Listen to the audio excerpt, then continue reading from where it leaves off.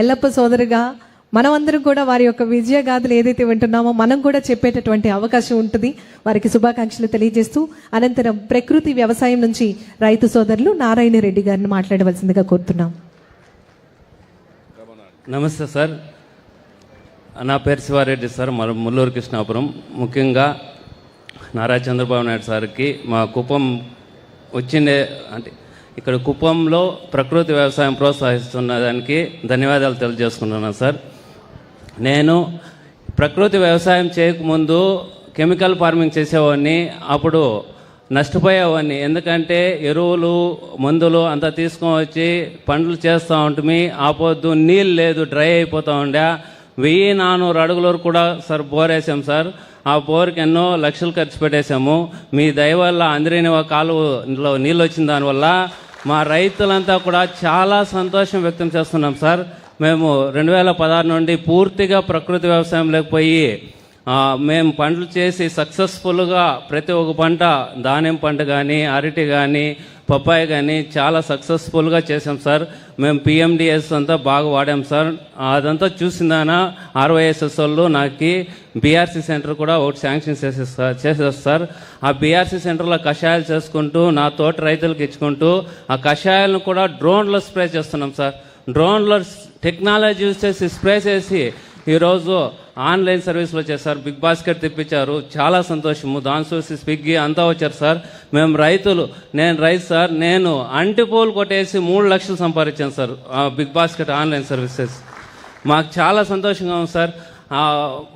చుట్టుపక్కల ఉండే ఆకులు అల్లాలంతా కూడా తీసుకువచ్చి మేము మల్చింగ్గా వేసుకొని దాంట్లోనే మనం ఎరువు తయారు చేసుకొని ఎర్రలు గన ఫామ్ అయ్యేటట్లు చేసుకొని మా భూమి సారవంతంగా చేసుకొని ఎంత బాగా దిగుబడి వస్తుందంటే మీరు చూసినారు, చాలామంది చూశారు. మా ఫీల్డ్ అంతా చాలా బాగా వస్తూ ఉంది సార్.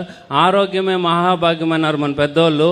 మా ఇంట్లో ఒక్క జ్వరం కూడా రాలేదు సార్. మా అంతా నేచురల్ ఫార్మింగ్లో ATM model, A grade model ఇవంతా చేసుకొని టమోటా కానీ, బీన్స్ కానీ అన్నీ చేసుకొని అంటే ఒకదానికి ఒకటి అడవి మాదిరిగా చేసుకున్నాం సార్. దాంట్లో ఎంత బాగా ఎంత టేస్టీగా ఉంటుందంటే మేము అవంతా చూసి మీరు ఎద్దుగానిగా డిస్ప్లే పెట్టారు సార్.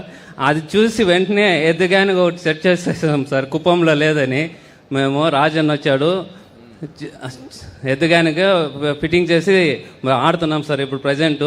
అది కూడా ఆయిల్ కూడా ఇప్పుడు నెక్స్ట్ అందరికీ ఇచ్చి కూడా తెప్పించేసావు. పాత రోజులకి వెళ్ళిపోతున్నాం అనమాట మన అందరం. That's good. దాన్ని కూడా ప్రమోట్ చేస్తున్నాం సార్. ఎద్దుగానిగా ఆయిల్ 500 రూపీస్కి ఇస్తున్నాము. భలే టేస్టీగా ఉంది సార్. మేము బిర్యానీ కానీ చేస్తే అంత టేస్ట్ వస్తుందని మాకే తెలియదు సార్.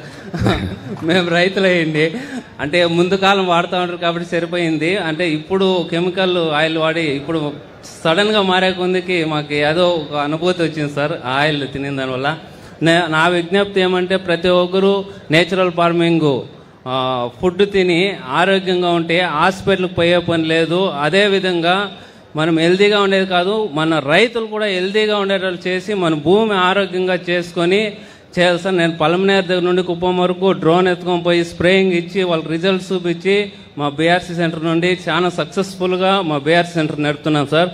మొన్న రీసెంట్లీ PMDS 22 రకాల విత్తనాలు ఒక 500 బ్యాగులు తయారు చేసి ప్రతి ఒక్క రైతుకి రిక్వెస్ట్ చేసి వేయించాం సార్. ఇప్పుడు ఒక్కొక్క రైతే వస్తున్నారు సార్. ఇప్పుడు మళ్ళీ మామిడి చెట్లు కూడా PMDS వేయాలని మళ్ళీ 200 బ్యాగ్స్ వరకు మాకు ఇది వచ్చింది సార్ రిక్వైర్మెంటు. ఈ 2030 కుందికి మేము ఒక 1,000 మంది అన్న ఫార్మర్స్ని మార్చామని మీకు సగౌరవంగా తెలియజేస్తున్నాం. ఇక్కడ ఉండే వాళ్ళల్లో ఎంతమంది ప్రకృతి సేద్యం చేస్తున్నారు? చేలు పైకెత్తండి. ప్రకృతి సేద్యం,